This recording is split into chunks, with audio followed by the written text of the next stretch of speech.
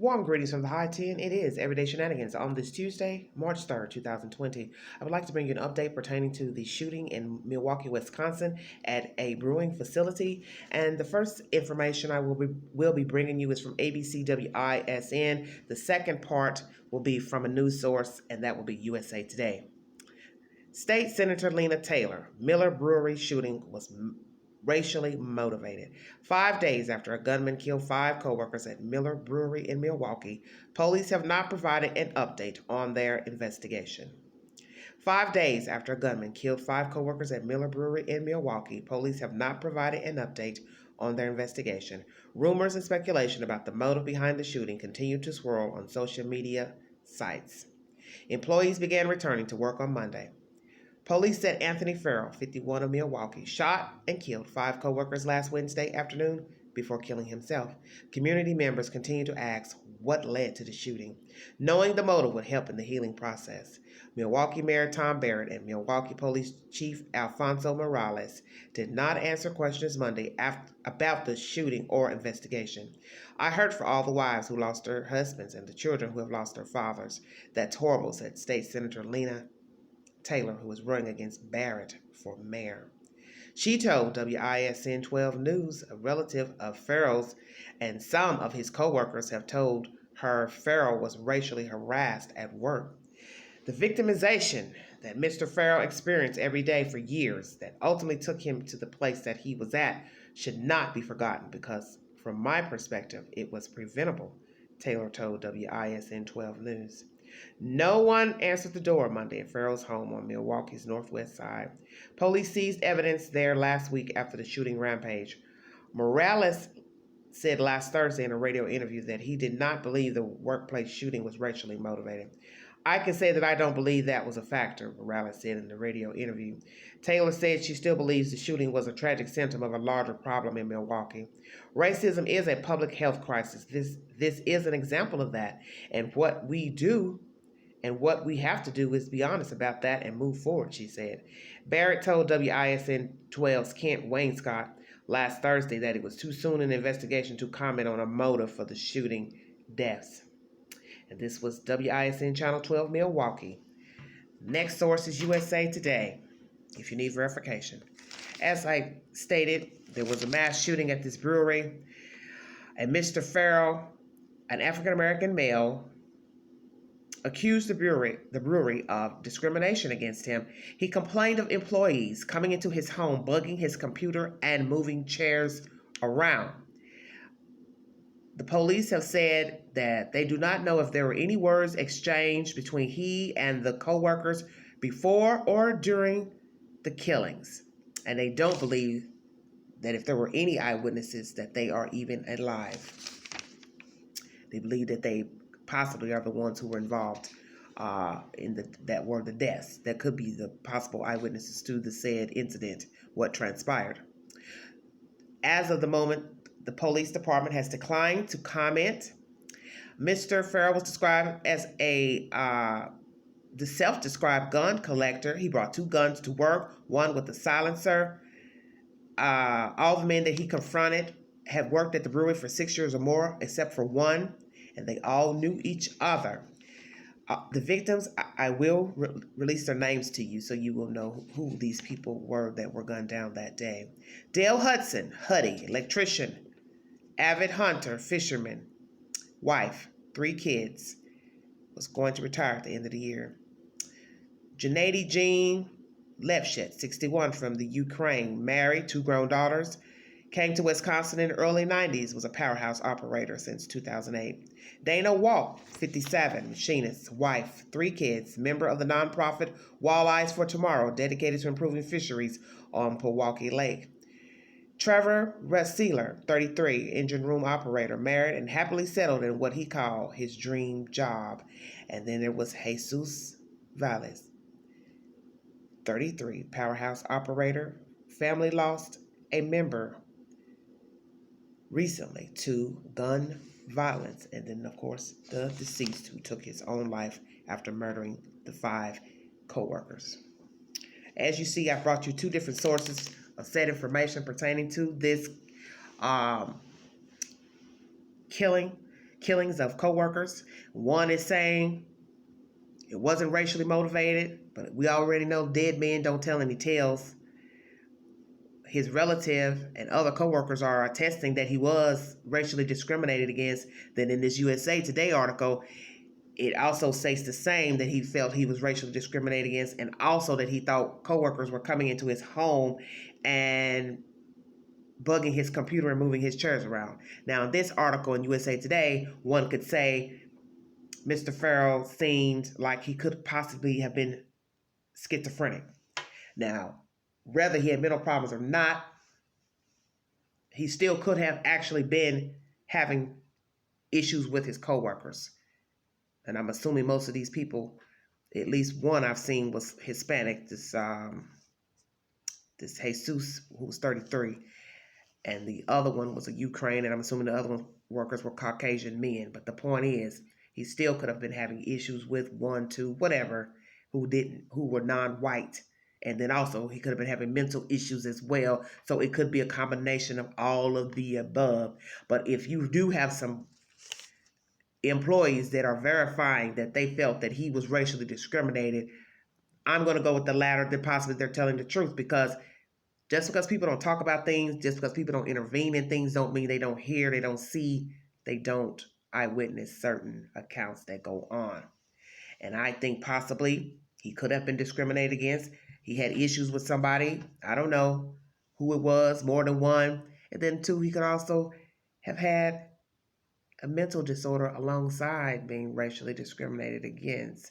We will have to see who's telling the truth in this situation, vouching for this man, character. There's a photo of him in the USA Today article. It's a very winded article, so I had to cut it down with just giving you all the brief synopsis and the victims' names, because it's about a 9-minute read.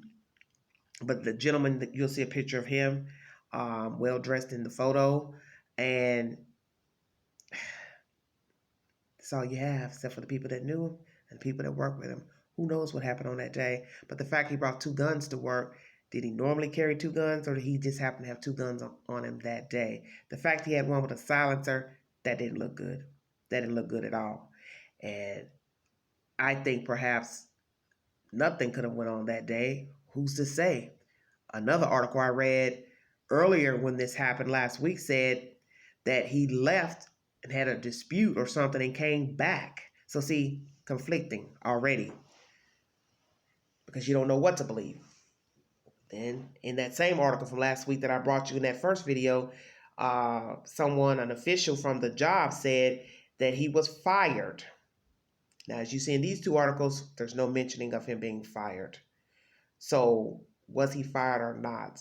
Did he just happen to have a disagreement that day when the killings took place? Did he actually bring the guns there as soon as he got to work? Or did he have the altercation, left, and then return with the guns, and they found the guns on his person, car, etc.? I don't know. And as you see, the Milwaukee Police Department is not giving a comment to the said information. But it is a sad tale nonetheless, because as I said, what is sad is that people do not know how to cope well. That's why people lash out easily. That's why people go off on people verbally and physically, because they don't know how to cope. They don't know how to deal with situations. They don't know how to handle their anger. They don't know how to handle their emotions. And 6 people left the earth, all in one whop. 5 victims and the shooter himself. And it's sad that it had to end this way. And I think a lot of people need help. And another thing a lot of people don't seem to understand about gun violence is that people will rally, a certain political group will rally and say, oh, the liberals are trying to take away our rights to own guns and da-da-da-da. It's not about that. And as I keep telling people, you got to stop grouping everybody in the same box because they are this political group or versus this one. All people in a political group don't agree with everything this person does in that group or say. I am an avid liberal, Democrat, however you want to look at it, doesn't matter to me. But my thing is this. I believe in you having a gun. You can get a license, permit, whatever, to carry it. I'm all for that. It's your rights and amendments.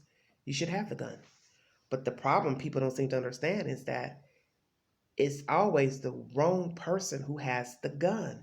And a lot of the fatalities that we are seeing now in this country are people who actually have a license to carry the gun, the revolver.